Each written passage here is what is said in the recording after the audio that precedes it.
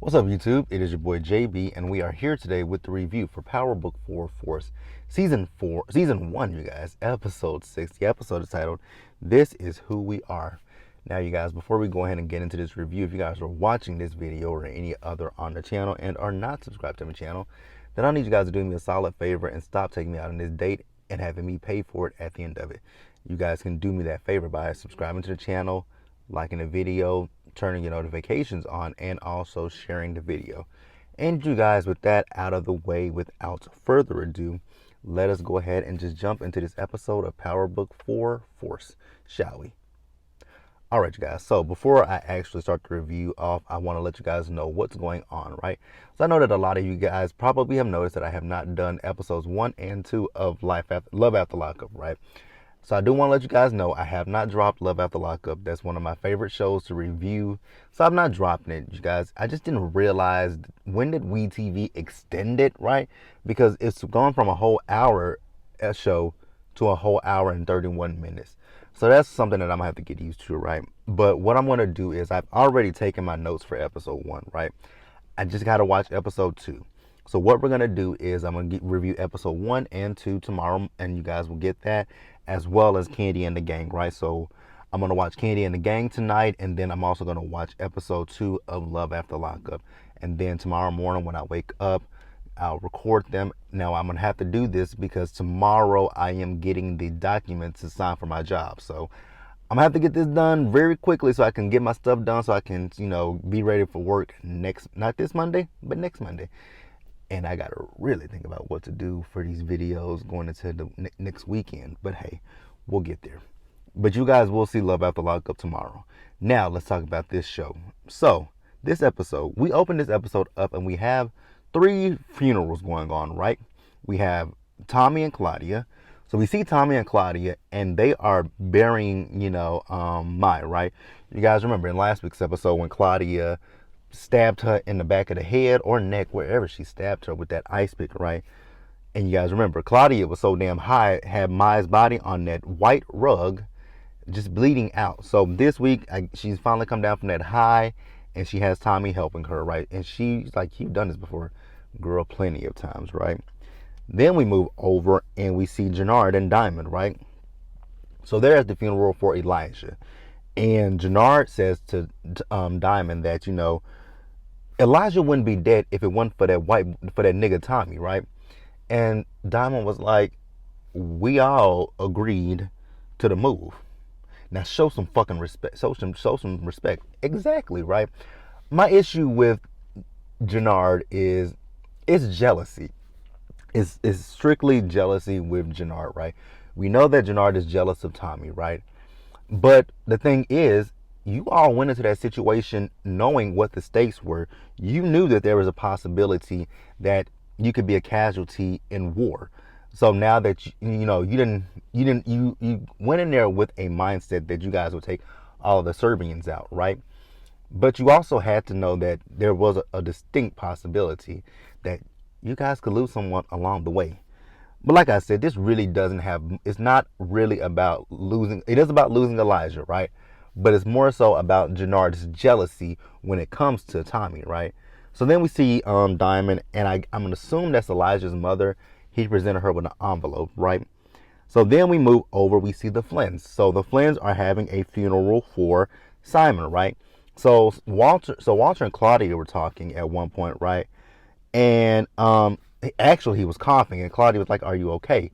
He was like, "Oh, it's just a cold. The weather is changing." Because she's like, you've been having that cough for a while. That's a long time. He's like, once the weather clears up, it'll go away, right? So then, she was like, should I go talk to Vic? He says, no, I'll go talk to Vic, right? So he goes up to Vic, right? So Vic and Simon, they had been friends since they were kids, since they were 3 years old, right? And I was just like, especially when Walter talked to him, Walter just flat out said it to Vic, like, you the reason that motherfucker is dead, right? I was like, well, damn, Walter, shit. So then Victor's outside. Claudia comes out there, right? Claudia tells Victor that he needs to make the situation right with Walter. He says it's a two-way street. He needs to make things right with me as well, right? She says, but you're making moves without him, and he feels very betrayed, right? Victor's like, he's not making any moves. Lies. So then he says, well, how about you let me in on that deal that you was talking to me about? She says, that deal? Yeah, you were right about it. It came and it went. Lies again, right? Lie, lie, lie, lie, lie. Brother and sister lying to each other about their deals, right? But hey, that's it for the funerals. Now we're going to go ahead and pause here, and we're going to move forward and talk about the rest of the episode. All right, you guys. So we see Tommy, we see Vic, we see Jannard and Diamond, right? So they're all meeting up with each other. And we find out that Victor, Diamond, and Jannard, they've had a conversation with each other. And Tommy's like, wait a minute. We equal partners in this shit. Like, so y'all having conversations without me. Yep. So what they're saying is they don't want a whole long, drawn-out war with the Serbians, right? And they also feel that Tommy is bad for business and he's bad for the city. So what they want to do is that coke that he has, they'll buy it out from him, right? So Tommy says, okay, I want 38 apiece from E-N-N. Jannard says, fuck no, right? But then Diamond and Victor says, hey, it is what it is. So we see them, they're just, Victor at one point, he took the money out, right? So what's going to happen is Victor, Diamond, and Jannard, they're going to split up, right? But they're going to make sure that they keep the deal safe, keep the deal with each other, right? You don't step on out, you don't blow no smoke over here, we don't blow no smoke over there, right? So we see as Diamond and Tommy, they're sorting out the money and the drugs, right? So then Liliana comes in, and Liliana asks Tommy, what are you going to do with your portion, right? He says he's going to, reinvest in Dahlia. And she says, well, should I? He was like, you got shot in the, and you already ready to. Liliana don't give a shit, right? So then we see that Tommy got a text message from Claudia, right? So Claudia wants him to meet her. So Claudia, when he met her, she asked him, how will they move this without people finding out what they're doing, right? He says, well, the easiest way we can do this is if we, use some lockers, like at arenas and stuff like that, where person is just kind of had a person, you give a person the key, they go to the locker, you give them a specific time and the place, number, the key, they go in, get the shit, get out, right? Well, Claudia feels like that is a little bit low rate, and he says, what I just said a minute ago, that what they'll do is they'll send them a text message, right? They'll to give them the time and the place. And so what she wants to do now is she wants for this to stay off the radar of both Victor and Walter, right? So Tommy says, okay, cool. So what I'll do is I'll run point until you're ready to, come out in the open. So it is what it is, right? So then he says, and Liliana can help. And she's like, who is Liliana? So he's running down, Liliana, telling that Liliana got kidnapped by the Serbs. They broke her middle finger. They've done so much shit to her. Liliana didn't rat him out. So Liliana, in his book, she's a real one, right? So then she says, okay, well, my boy Reggie's on board as well. He was like, wait, who the fuck is Reggie? And she tells him, he's like, no, fuck Reggie. So then we see Tommy and Claudia, right? So they're at, and I don't necessarily know where they were, but they were at the location where they're gonna do the drop, right? So Claudia is wondering if this is a good idea, a good place to launch.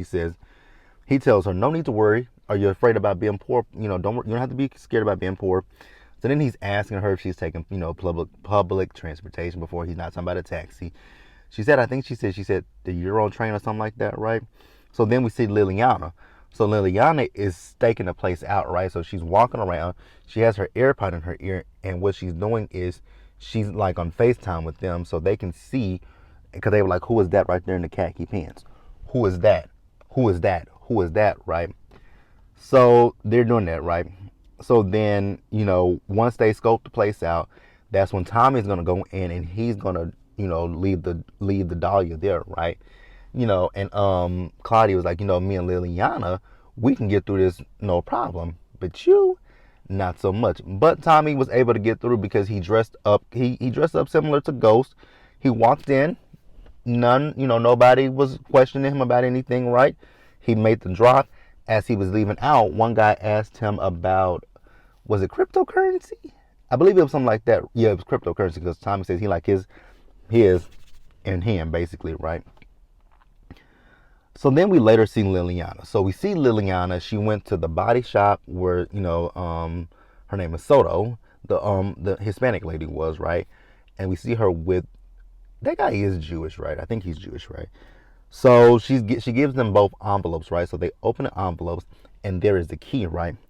So moving back over to Tommy and Claudia, Reggie keeps calling her, right? And she's like, he's calling for a re-up, and Tommy was like, does he know how to move weight? She says no. She says, okay, well then he's a customer, so fuck him, right? I was like, oh damn, that's not gonna be good, right? That is not gonna be good. So then we do see, as you know, the Jewish guy and Soto, they went to the lockers, right? They got him out, they left out, right? Tommy shot them a text message, they responded to the text, and we good to go, right? So we see Claudia, so she's still, at one point we see her with Tommy and with, old girl, Liliana.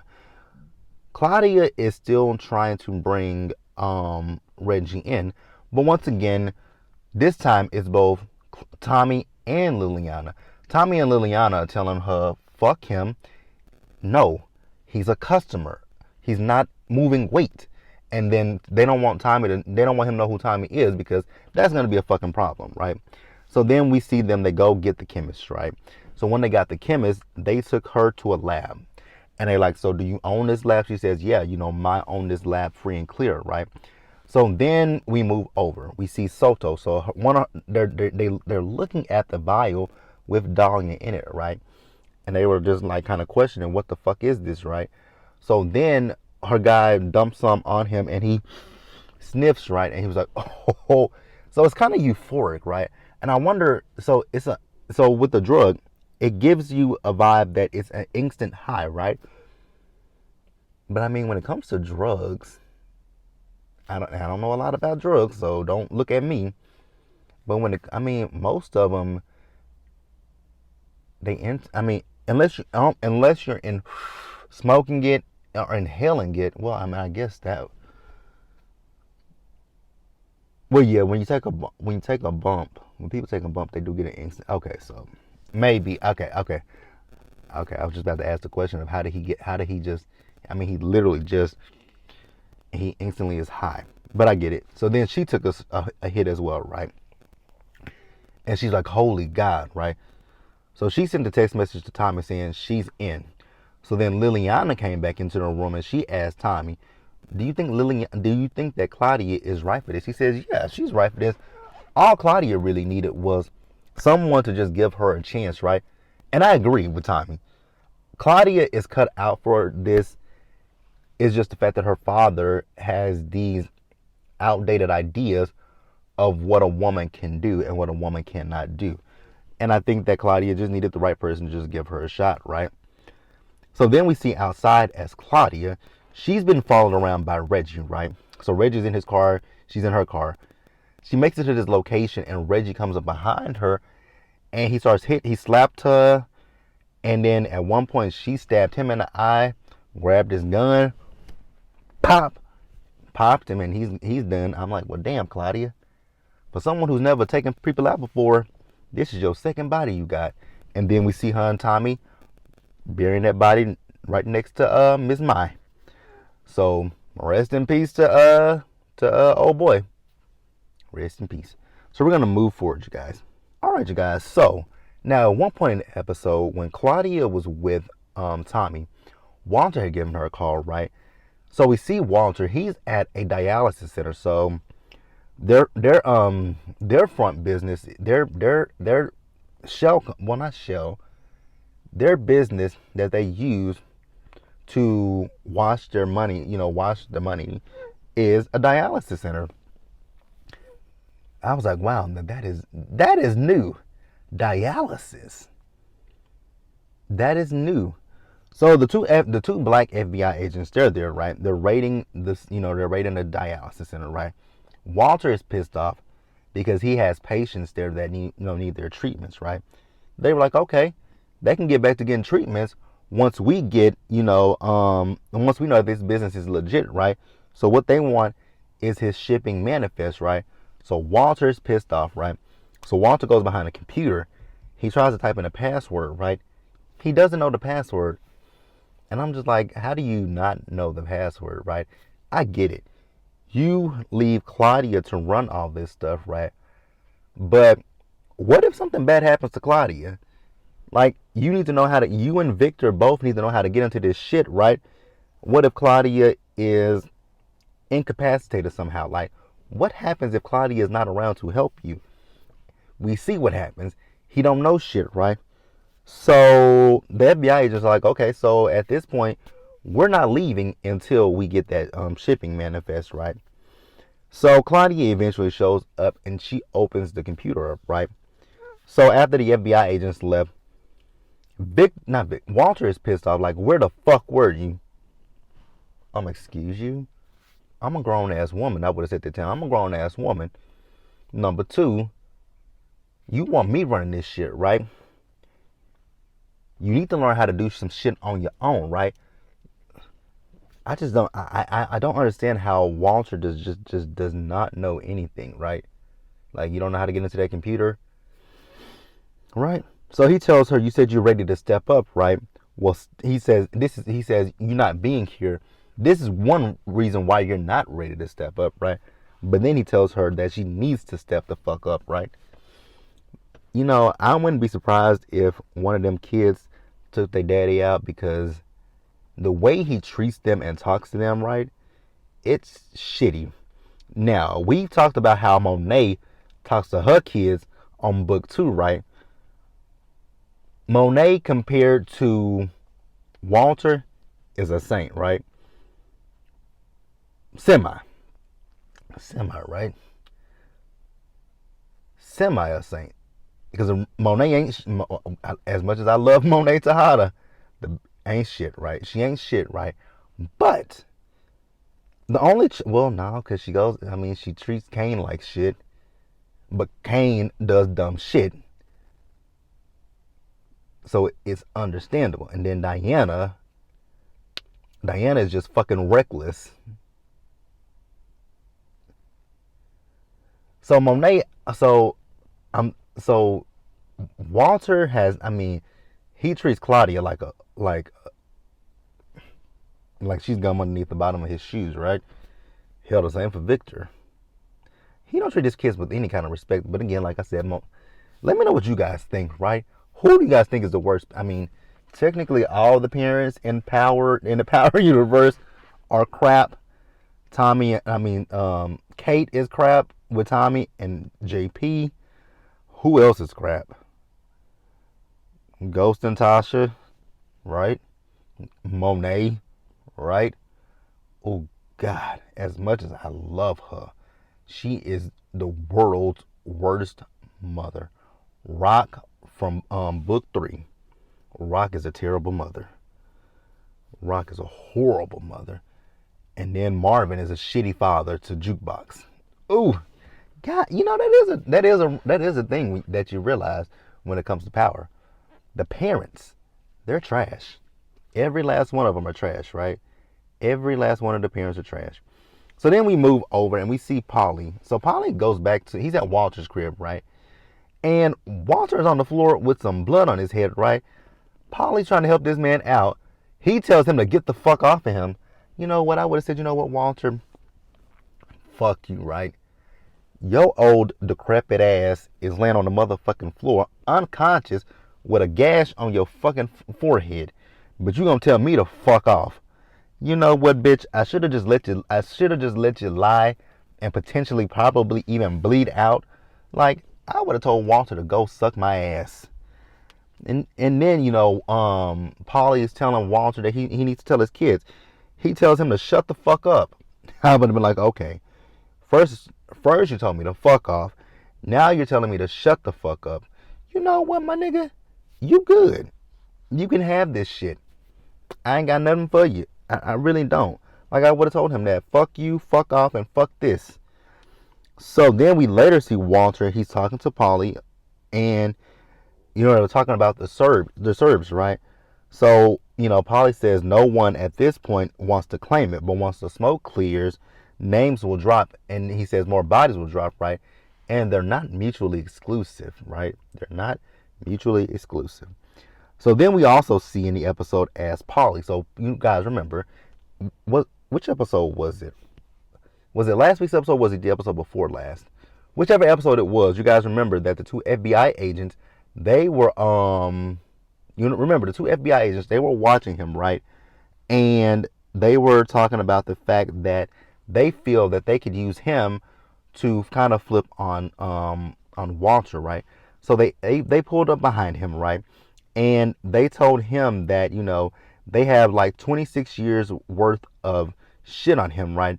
And they said, what do you think Walter, do you think Walter will basically flip on you if they bring him in? He was like, he'll float like a motherfucker, right? And he tells them, guess what, motherfuckers? I ain't helping y'all asses. Good the fuck bye, right? So then Walter, we see him, he's talking to Victor, right? So Walter wants for Victor to find out who Claudia has been, who she's been doing. Victor says, that is not my fucking job, right? So then he also tells Walter that he's going to be bringing Gloria to Sunday dinner. Walter tells him, fuck that and fuck no. She is not welcome. Speaking of Gloria, we see her and Victor together. He tells her what he told his dad, that she's going to be coming to dinner, right? While they're talking, this black SUV comes up and starts blasting him, right? It was hilarious to me, the fact that Victor got his ass on the fucking ground. I know he took Gloria with him, but like, you didn't really bring her all the way down. But Gloria grabbed his gun and shit, Gloria knows how to use a gun. So then we move back over and we see Walter, right? So he's talking to Victor came in, and Victor was telling him that, Gloria and him were out and he got shot at, right? So Walter believes that it was CBI. He says, no, it was not CBI. The shooter was white. He says it was a Serbian. So Walter's like, I know you fucking lying. So you've been working with that fucking cocksucker, Tommy Egan. And then he called him a dumb son of a bitch. I was like, damn. With me and there is just no way Walter could not be my daddy. Walter could not be my pappy. Because I would beat the brakes off of Walter's raggedy ass. So then after that, we see Walter. Walter went to one of the Serbs spots. Pop, took out two of his guys, right? So he told the other guy, he says, you know what? Tell Merkovich that if he comes after my son again, I'm going to take out, and he said the C word, see you next Tuesday word. He says, I'm going to take out every cunt. Well, I just said it. He said he's going to take out every see you next Tuesday that he loves, right? He says, you know what? She can tell him. Pop. And he took him out. I was like, well, damn. All right, you guys, so we're going to pause here and we're going to wrap up, you guys. All right, you guys, so there's one scene. I just had no idea where to place this scene at. Actually, you know what? I think I did a good job placing it at the end of my notes. So we'll talk about it in a minute. So we're going to talk about Jannard and Diamond real quick, right? So we see Jannard and Diamond. So this is after they had the conversation with Tommy and they bought him out, right? So Jannard is talking to Diamond, right? He's like, you finally came... excuse me, I didn't mean to burp in your face. Basically, he's telling him he finally came to the light when it came to Tommy, right? Because Jannard wants to sit here and place blame on Tommy, saying Tommy brought all this shit to their front doorstep, right? And Diamond was like, we went into that knowing what we knew what it was, right? And also Tommy has opened up the pipeline for us, right? So Jannard says, they have to make a move and make one quick because Merkovich is eventually gonna come back, right? So Jannard has a very bright idea. I was like, oh, we're gonna give Jannard a hand clap, right? So Jannard's idea is that they take 10% of the money, right? They put it into an escrow account. They put the money over there. So when they put the money in there, they're going to act as if, the money, they don't know anything about the money. So they're not going to specifically touch that money, right? And the reason that they're not going to touch it is because whenever Merkovich does come back, they can give that 10% of the earnings to Merkovich and it be the taxes, right? I was like, okay, this is the first time that Jannard has come up with a plan, and that plan literally makes some sense. I was like, okay, Jannard, I fucks with you. Like, a little bit. Not that much. I don't fuck with you that much, but I'm fucking with you in this instance because that is a very, very smart plan, and it makes a lot of sense, right? So then we see Jannard, right? So Jannard, he pulled up on D-Mac, right? So he's telling D-Mac, like, hey, I got a job for you, and I'm paying you $5K for it. He was like, I ain't finna catch no body behind no $5K. He says, nah, it's no guns, no nothing like that, but he'll pay him more once it gets to it. But what he wants for D-Mac to do is he wants for D-Mac to follow Tommy around, right? And he wants for D-Mac to report back to him. So then, this is the scene that I couldn't place, but I'm kind of glad that I put it right here. So we see Tommy and JP, right? So Tommy and JP, they're over at the grandmother's crib, right? And they are moving this stove. So then Tommy asks JP, like, yo, bro, how did you get in over your head, right? So custody stuff, his father's stuff, you know, his father's medical bills, you know, the bar, a lot of shit just got out of hand, and he just, you know, mismanaged money, and hey, he got into the debt that he's in, right? So, you know, and Tommy said, you know, you can tell me to fuck off if you want to, right? So then JP says, well, hey, I got a question for you, and you can tell me to fuck off if you want to, right? So he says, how are you rolling so deep? And Tommy was like, you know, I told you, I'm a businessman. He says, come on, Tommy. So Tommy says, why do you want to know the answer to a question you already know? So he tells him, I'm a drug dealer. So at this point, JP is like, okay, well, you know, I kind of basically trying to say he want. And Tommy's like, fuck that. You ain't get nowhere near my shit. Like, no. You talking about you know, hell nah. Hell to the nah. He says, I don't mind, you know, I don't mind continuing to help you, right? So while they're talking, D-Mac was at the window, and D-Mac was like, what the fuck is this? So D-Mac eventually left her, right?